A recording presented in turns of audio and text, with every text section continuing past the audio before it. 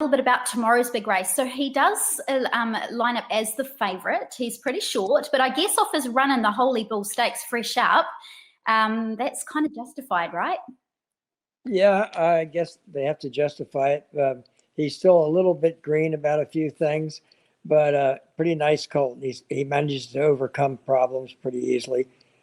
We had the one problem with him out in Kentucky that night where it was a horrible rainstorm. And looking at the purse fund, it's, you know, there's a lot of money on offer, and it's a Group 1 as well. So it's certainly a very nice race. And I understand it's drawn up a pretty handy type of a field as well tomorrow.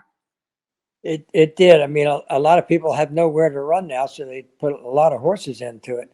And but there are several other horses in there that have run the same kind of numbers that he has and are pretty darn good. So it won't be any walk in the park. But I don't think I'd trade him with anybody. But he's our horse. So you mentioned he's a little bit green. I understand he wears a shadow roll as well over his nose. Do you think that will help him not having too much hustle and bustle on the track around him? Yeah, I think that'll probably help him a lot. And when he's finishing, there won't be a crowd cheering or anything like that to distract him. And he's just got a couple very minor things for a young horse. And but I think this ought to work out well for him. Probably not for a lot of people that want to watch it. I mean, nobody can come to the races and watch it.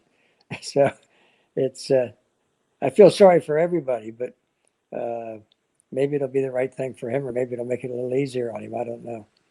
Where does this race sit in terms of his plan at the moment? You know, I don't like to give you a short answer, but I really don't know. Of course, we want to win the Derby or get a good shot at it.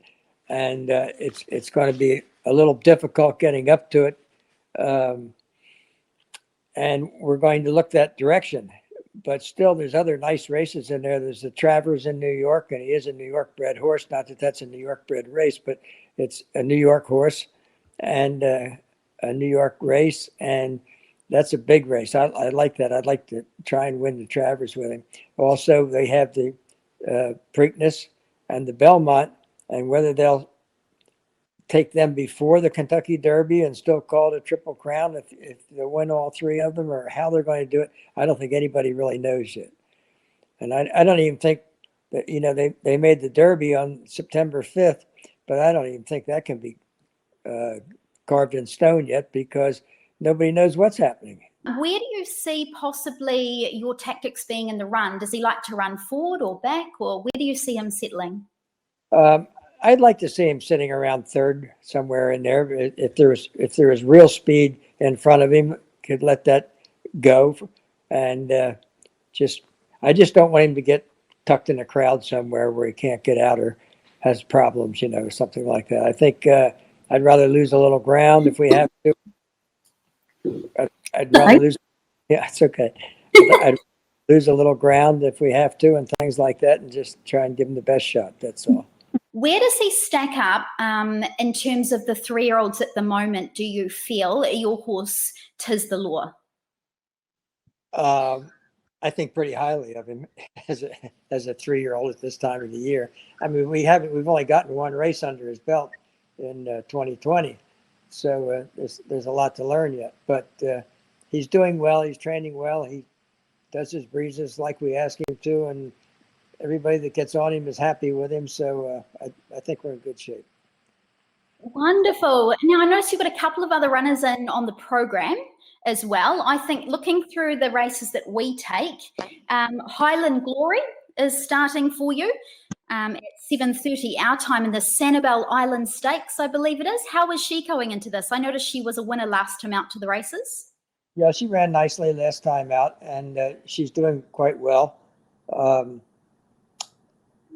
You know, I hate to rush them into a stake or anything like that, but she's shown me enough that I think she should run well in it, and I think she deserves to go in it. And who knows what else is going to be around with all this going on. So she was here and the race was there, so we put her in it. And then a little bit later on, I think it's the race before the Derby, the big Group 1, you've got Dr. Edgar going around with Paco Lopez aboard. And how is he going into the Appleton Stakes? Well, he won the Appleton last year, and he had a pretty good year. He ran very nicely. Most of his races, he had good numbers in, and he ran very nicely. And he started to tail off a little bit. I guess it was around November, and we stopped him then and freshened him up some and brought him back this year. And he's just had the one race under his belt, and we look forward to running him again. He's getting a little long in the tooth now, and you know, there's just not a lot of opportunity for him. But he's nice and sound and healthy, and we're going to run him and see what he does. If he can get, he likes to be up close or in the front or in the lead, and if he can do that, he runs well. And if he can't, why, sometimes a little mediocre. So that's just him. But we love him. So. Thank you so much for your time. Really appreciate it. It's been lovely to meet you, and looking forward to tuning into the races tomorrow. All the best for things going forward. Obviously, it's very hard times at the moment, isn't it? But a favourite in the Group 1 Florida Derby tomorrow. Pretty exciting. Hope you have a great time on track. And yeah, we'll be cheering you home from New Zealand. Thank you very much.